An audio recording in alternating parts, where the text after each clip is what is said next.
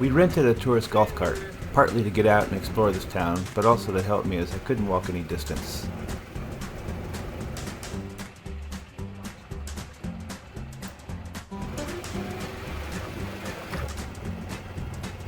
Bay St. Louis, which was named in 1699 for Louis IX of France, was an unexpected surprise to us. We enjoyed this quaint coastal town, and really hadn't expected such a laid-back atmosphere being so close to both New Orleans and Biloxi.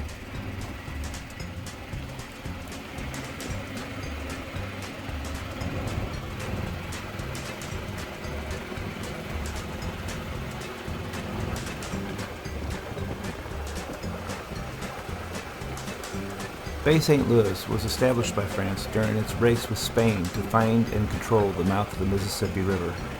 While Spain was building forts in Pensacola, France pushed west, finding Bay St. Louis and eventually New Orleans and the Mississippi Delta.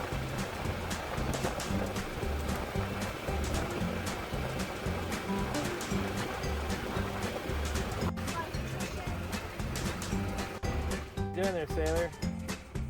I don't know. Pretty beaches.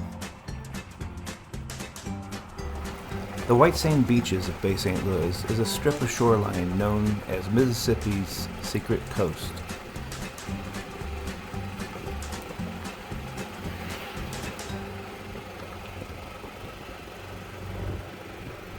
All along the coastal road, reconstruction was underway on piers and docks, along with the homes that had been damaged during the last hurricane.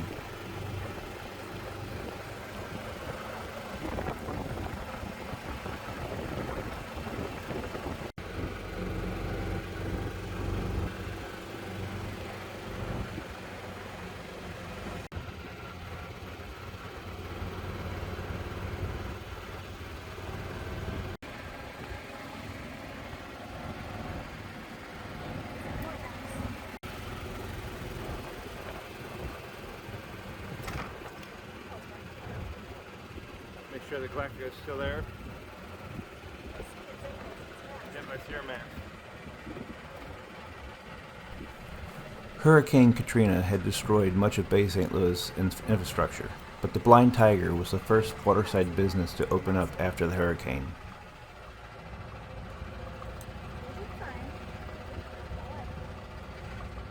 The open-air bar and island hangout made a name for itself with a short and sweet menu, the burger and hand-cut fries, along with its seating on the marina-facing patio, which takes in the view.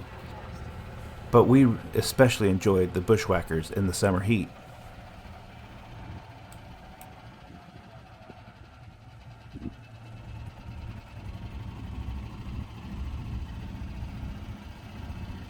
Walking him. Oh, okay. Well, that's not him walking. That's a good boy.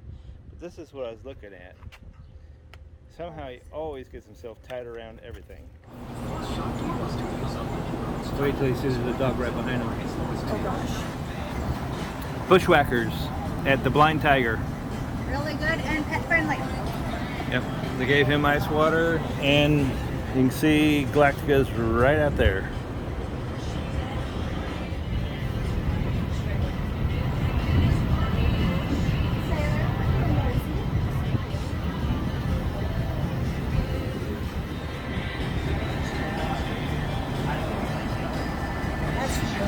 That's really good. And this will go back home with us. Enjoying your ice water there, buddy? Enjoying your ice water? The waitresses at the Blind Tiger fell in love with Sailor's antics, keeping him supplied with ice and bottled water. They even posted him on their Facebook cover page, highlighting how pet-friendly they are. He's 5 months.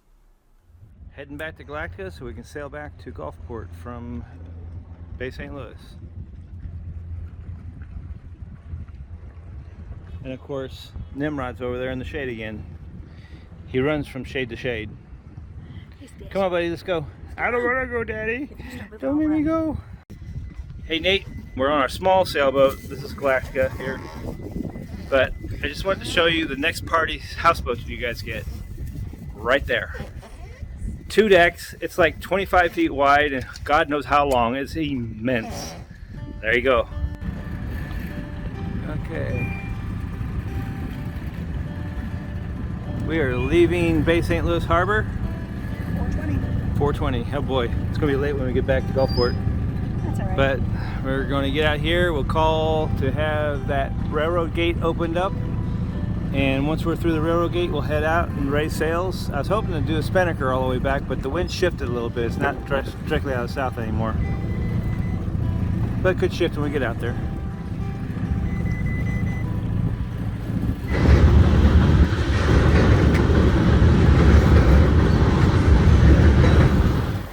Like this.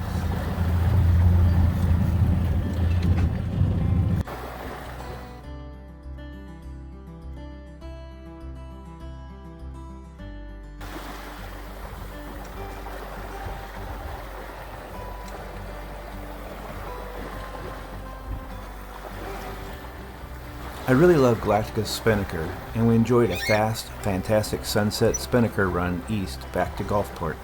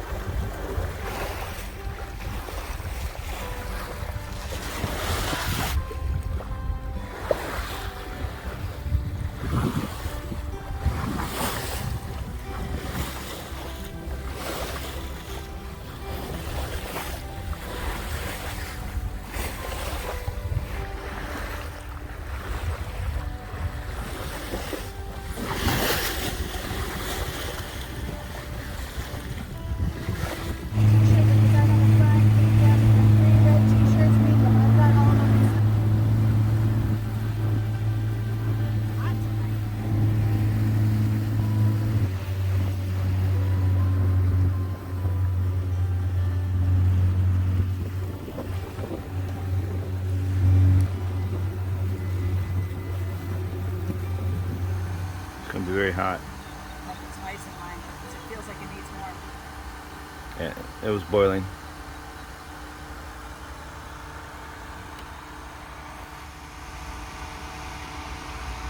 You like your fan there, sailor?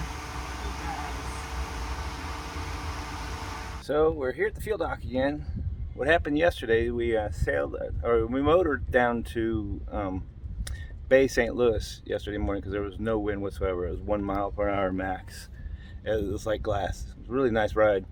But then we sailed back, had a great Spinnaker run. Our max speed on the Spinnaker was 6.78 knots, which is pretty good, especially for this boat. And then it was sunset, and it was starting to get darker, and it's like, oh, I didn't want to take the Spinnaker down in the dark. So about a mile outside of Gulfport, pulled the Spinnaker down. The sun was setting. Went to motor in, and we got very short distance and ran out of fuel on this tank, which is no problem because we have that tank, and both were full. So obviously we turned up a lot of fuel going down there because I had a near wide open throttle most of the way, probably about 90%. Anyway, come to find out though, couldn't get this one started. And couldn't get it started. And the engine was acting like, hey, I'm not getting fuel. I'm like, well, it's got a full tank. But when I was pumping the hose to put pressure in it, it was never filling up with fuel. You could feel it. So something was wrong and off. And so it opened up that tank and saw that the little black hose that goes from this part here down into the bottom of the tank, so it sucks the fuel out, is disconnected. So I don't have anything on me to dip it out. If we're out in the middle of nowhere, I would have rigged something up. But so we ended up pulling that tank out, dumping it into a Shakespeare's cup, and putting about a gallon's worth into this tank so that we could get back to the marina last night. And so now we're here at the marina to refill this one with the knowledge that we got spare there that's hard to get to, but we'll pay attention to fuel usage. Never usually have to do that. It's the adventure. We're sitting at the fuel dock waiting for the attendant to come up. Angie's walking the puppy. Epilogue. Next time, we sail to Ship Island for some shore time. We do some Spinnaker sailing again, and finally I learned to sail, earning my ASA 101 through our friend Jim King, and more. Follow along as we sail Galactica.